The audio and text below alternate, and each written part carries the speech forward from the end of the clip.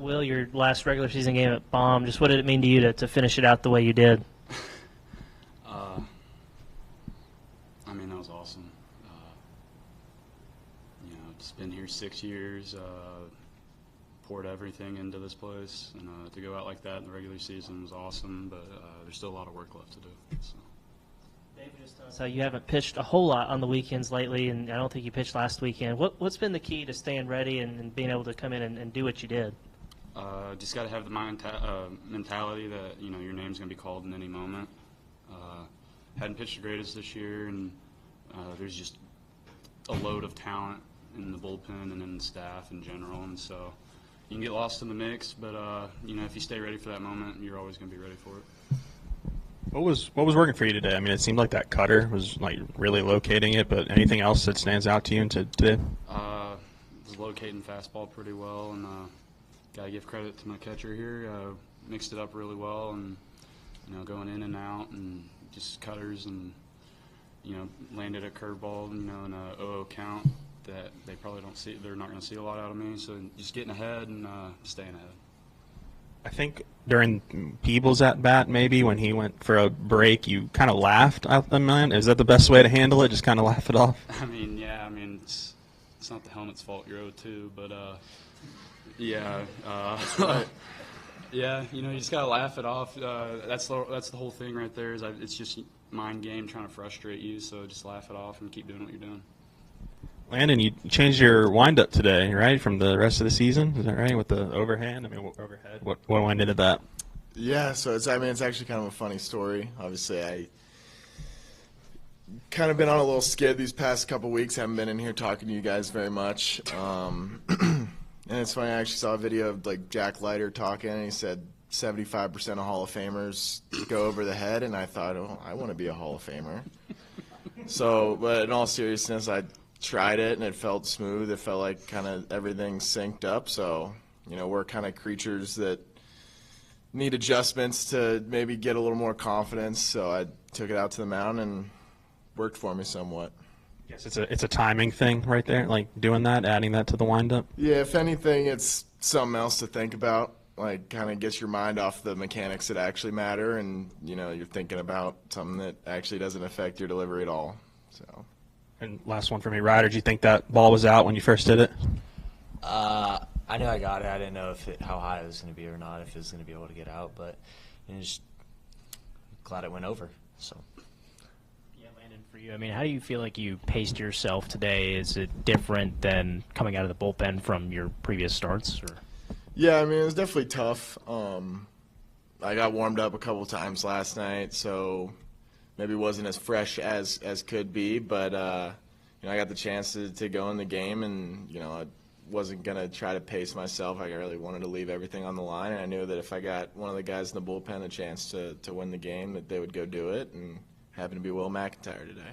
So. And Ryder, for you, I mean, you've been bumped up to 5th the past few games. Is that something that you recognize? Is that something that gives you extra motivation? I mean, yeah, I recognize it, but it's just still the same thing, just taking quality at bats and trying to move it on the next guy, pass the stick down the lineup, and just keep it going. I think that's all of our approaches here, just quality at bats and just keep it moving. So, Ryder, what was your perspective of Will's stuff tonight? It was just attacking. I think attacking with all 4 pitches that he has. He's known for throwing his cutter, but not just having a cutter, just being able to throw the fastball over the plate and then dropping a curveball, like he said, just keeping the hitters off time, and then when we need it, throw the cutter if needed. So. Will, you've been here for 2/3 of all the 20-win SEC seasons at Arkansas. I wonder what's been the key as you've sat through this to sustaining that? It's just embracing adversity.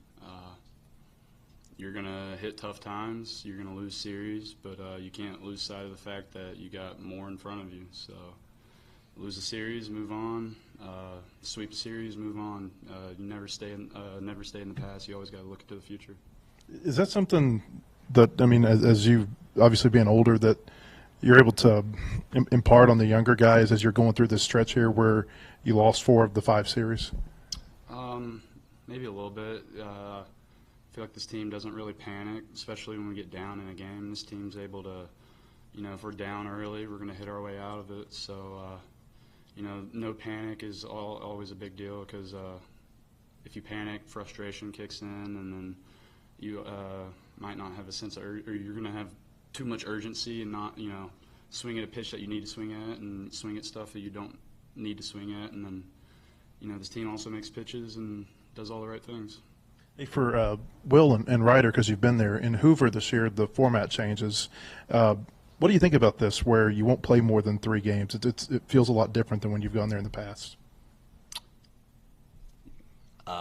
For me, last year we went 0-2, so we didn't play more than 3 anyways. But I think this year we need to just go in and just play hard and try to win the whole thing. I think that's always the goal, is to win, and if we had to play 7, I would want to play 7. So. Yeah, it's going to be different not having a double elimination right away. So go out there with a sense of urgency and just play tough baseball. Ryder, coach has been in here saying that, the first time he noticed you kind of turning a corner offensively was better BP. Just did you notice that as well, or did you change the way you take BP? I'd say just trying to hit everything the same, hard, flat, the other way. I guess, I don't know, maybe my BP got better, but making some swings after the Ole Miss series and trying to make the adjustment through there with my stance and mindset, I think helped a lot too. So. Ryder, you guys tied a school record today with 109 home runs as a team. First off, just how cool is it to hear that? And then Dave said he kind of sensed that power was there in the fall. Could you guys as a team sense early in the fall like you had a chance to be a lot better maybe than any of us thought you might be offensively? Yeah, I think it goes back to the first outing that Gabe Gackel had. We took him yard 3 times, and it's not just somebody who's up there throwing 90, 91. It was like 97, and it wasn't really phasing us, I think. And I think that was good for us to see. I think we all knew it, and just being confident in ourselves, that's cool. But